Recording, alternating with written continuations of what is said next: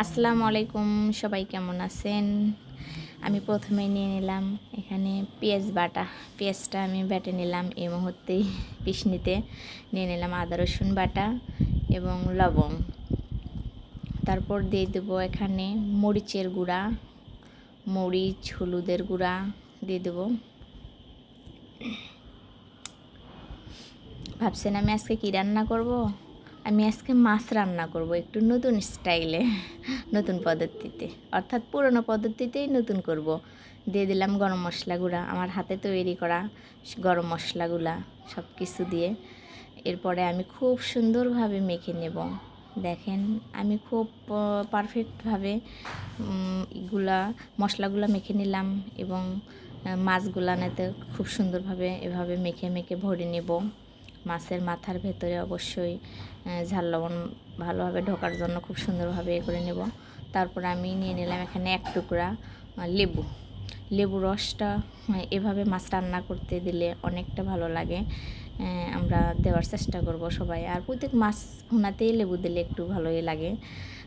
মাছ ভুনা তো আপনারা অনেকেই অনেকভাবেই খেয়েছেন। আজকে আমি মাছ কষানি করে দেখাবো, অর্থাৎ মাছ কষানি। গ্রামের দাদি ঠাম্মারা এখনও এটাকে বলে হচ্ছে মাছ কষানি। আমরা তো বলি শহরের ভাষায় ভুনা। আসলে ভুনা অনেকে অনেকভাবেই খান। আজকে কষানি স্টাইলে একটু খেয়ে দেখেন কেমন লাগে। সবাইকে আজকে আমার পেজের দাওয়াত মাছ কষানির খাওয়ার জন্য। দেখেন আমি খুব পারফেক্টভাবে এগুলা মিশিয়ে নিলাম এবং ঢেকে রাখবো কিছুক্ষণের জন্য, অবশ্যই ভালোভাবে ঝাল লবণ ঢোকার জন্য। এরপর যাই আমি চুলাতে দিয়ে দিলাম পাতিল এবং দিয়ে দিলাম সয়াবিন তেল। তেলটা আমার একটু বেশি পড়ে গেল। আয়েশা কিষান সবসময় কম তেলে রান্নার চেষ্টা করে, আমার তেলটা একটু বেশি হয়ে গেছে মনে হয় আজকে। তো দিয়ে দিলাম একটা দারচিনি এবং জিরা।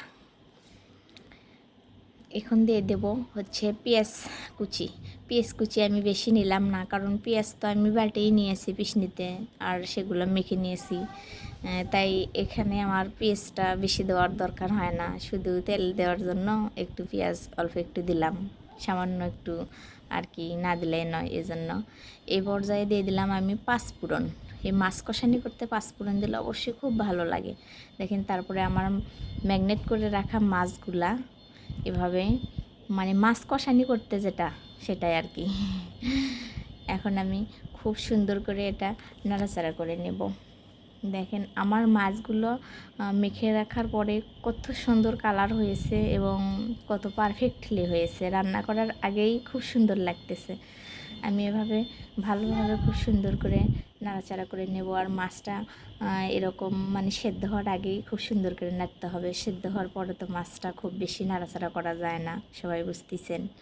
তা আজকে আমার রান্নাটা কেমন লাগে অবশ্যই জানাবেন আপনারা, কারণ এটা গ্রামীণ পদ্ধতিতে এবং পুরানো পদ্ধতিতেই রান্না করতেছি, কিন্তু এই রান্নাগুলো মানে আধুনিকতার ছোঁয়াতে একদম হারিয়ে যাচ্ছে। হাতে মেখে মাছ কষানি করা আসলে স্বাদ অন্যরকম, কিন্তু আমরা তো করি না কখনো, আমরা ভুনা স্টাইলে করি। তাই এই পর্যায়ে রান্নাগুলো একদম হারানোর পদ্ধতিতে চলে গেছে। আমরা চাই এই রান্নাগুলো আবারও নতুন করে ফিরে আসুক সবার সামনে, কারণ খাইতেও তো অনেকটা ভালো লাগে। আসলে আমাদের বয়স্ক গ্রাম্য দাদিদের হাতের, মা চাচিদের হাতের রান্না কিন্তু অনেকটাই খুব সুস্বাদু।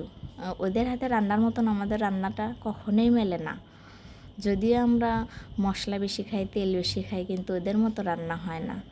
দেখেন আমার মাছটা আমি কষানি সম্পন্ন করেছি, এখন আমি ঝোল দিয়ে দিচ্ছি। ঝোলটা দিয়ে অবশ্যই চুলার আঁচটা, ঝোলটা পরিমাণ মতেই দিয়ে দিব, যে দূর পারেন, মানে যে পরিমাণ মাছ হবে সেই পরিমাণ অনুপাতে দিতে হবে। বেশিও দেওয়া যাবে না, কমও দেওয়া যাবে না, সেই অনুপাতেই নিয়ে নেব সবাই। দেখেন আমার মাছের ঝোলটা এরকম পর্যায়ে দিয়ে দিয়েছি। আমি ঢেকে দিয়েছি কিছুক্ষণের জন্য, এবং চুলার আঁচটা অবশ্যই এখানে একটু বেশি দিতে হবে, কম দিলে মাছটা খুলে খুলে যাবে। চুলার আঁচটা অবশ্যই বেশি করে দিয়ে এরকম রান্না করতে হবে। এতে আপনার মাছের মধ্যে খুব ঝাল লবণও ঢুকবে এবং খেতেও খুব টেস্ট লাগবে। আপনারা অবশ্যই জানাবেন এরকম করে মাছ ভুনা অর্থাৎ মাছ কষানি খেতে কেমন লাগে এবং রান্না করতে কেমন লাগে, অবশ্যই আপনারা জানাবেন। আমাকে লাইক করবেন, কমেন্টস করবেন, অবশ্যই আমি জানালে খুশি হব। এই পর্যায়ে আমার রান্নাগুলো শেষের দিকে, এই জন্য আমি এখানে জিরা এবং ধনিয়া গুঁড়াটা নিয়ে নিলাম। আমি অবশ্যই জিরা ধনিয়া গুঁড়া ঝোলের তরকারিতে সবসময় ইউজ করি, নিজে হাতে করে রাখি। আপনাদেরকে কেমন লাগলো আমার রান্নাটা শেষ? ধন্যবাদ সবাইকে।